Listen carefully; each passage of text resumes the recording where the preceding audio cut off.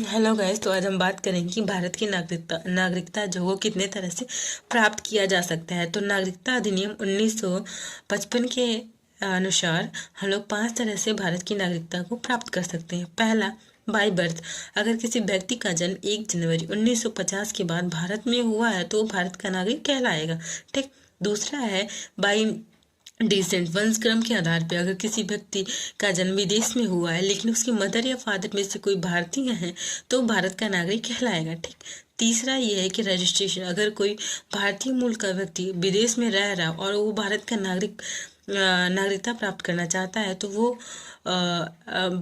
Apply करने से पूर्व वो 7 साल भारत में रह चुका हो या उसका कंप्लीट जब रजिस्ट्रेशन करने जाए तो उसका 7 ईयर भारत में कंप्लीट हो जाए। ठीक है।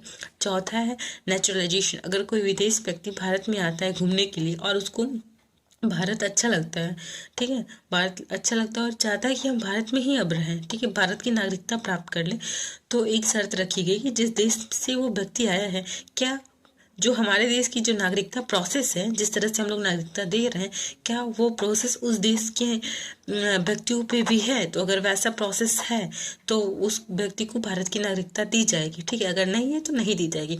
अगर रहा इन द कंडीशन अगर ले लेते हैं कि रहा, तो उस केस में ये रखा गया कि जब वो अप्लाई करें तो 12 माह अप्लाई करने से पूर्व वो 12 मंथ भारत में रहा हो और 14 साल में से 1 साल 14 साल में से 11 साल भारत में रहा हो। और उसके बाद से एक कंडीशन रखा गया कि 8वें अनुसूची में जो भाषाएं हैं जितनी उसमें से किसी एक का उसके पास ज्ञान हो।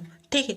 लास्ट है इनकॉर्पोरेशन। अगर भारत किसी राज्य को या भारत किसी क्षेत्र को अपने राज्य में मिलाना चाहता है तो वो जो क्षेत्र के लोग होंगे वो भारतीय होंगे, भारत के नागरिक होंगे।